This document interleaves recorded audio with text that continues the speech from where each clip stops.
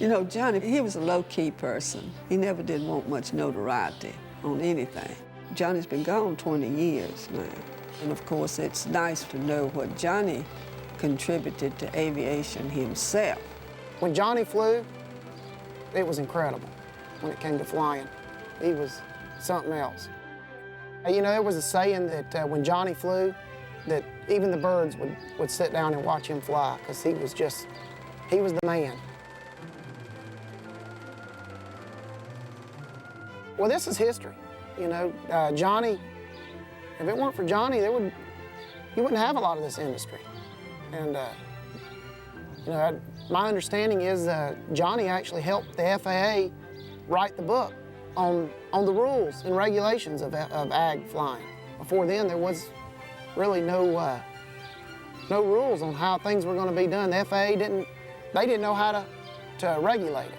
And my understanding is they came to Johnny and he helped the FAA write the rules. He actually opened the school in '54, and I helped him with all the paperwork and everything and getting started with it. And I remember I told him, I said, well, I don't think you're going to be able to get many students here in the Delta. And he says, well, I don't intend to. I'm going to bring them in from all over the world. And he did.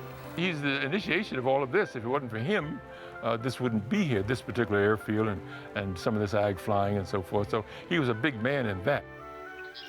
Well, he needed pilots down here, and Johnny had quite a good reputation in aviation. You see, Johnny taught British cadets during the war, and that was something to do with the place here. He'd had combined crop dusting or agricultural aviation along with the school training.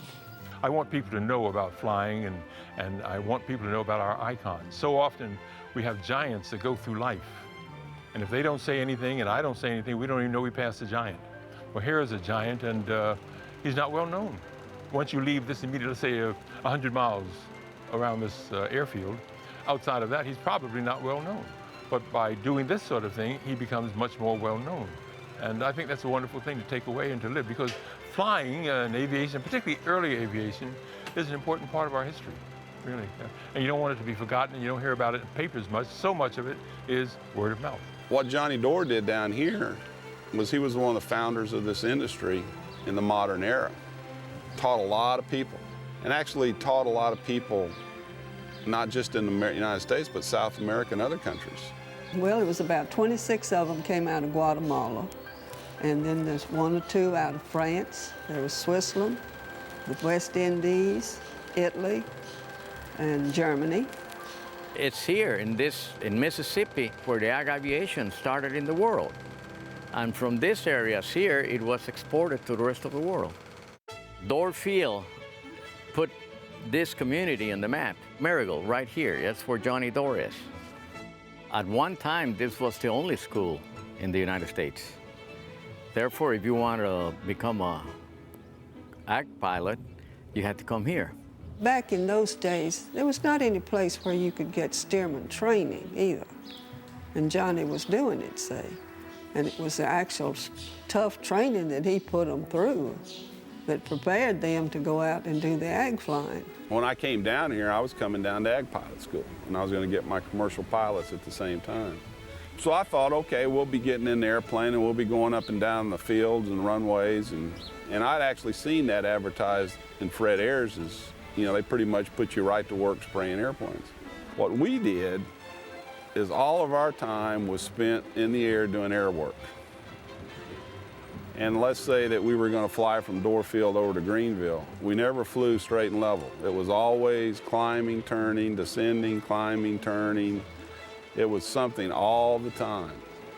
So when you had an hour in the airplane, it was a very intense hour. It was all work. He was actually strict. He ran the school on a military-type basis. And he was strict with the students because he knew that they needed to be trained and needed to be disciplined in the training that they were doing, because he knew what it was like out there in the field when they'd go to work, say. Johnny could almost peg.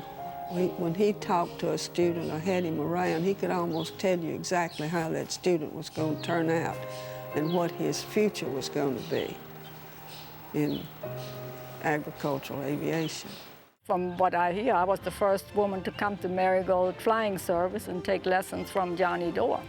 These airplanes are built for guys 6 foot, 6'5", whatever. And I had a hard time reaching the pedals. So he put a wooden block on it, maybe a 2x6, size. And I hear now that he had to drill a hole through the pedal and it's still in there, and he put the wooden blocks on it. Because the guys didn't like it because they were so tall. So it was always with Johnny, Shorty, get the wheelbarrow and get your pillows, get the parachute and let's go. He was an excellent teacher, but he was a military teacher. And it was pretty much, you do what I tell you. And that was okay, except we didn't have any ways of communicating in the air. And he got all up in the air and jumping up and down, trying to tell me something, because he couldn't until we got back on the ground.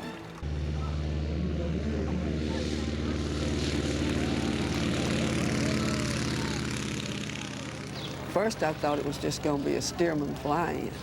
The next thing I knew, it had mushroomed into a big fly-in. It was great for them to come back. It made me very happy to see all of them. I just wish that I'd had more time to spend with them.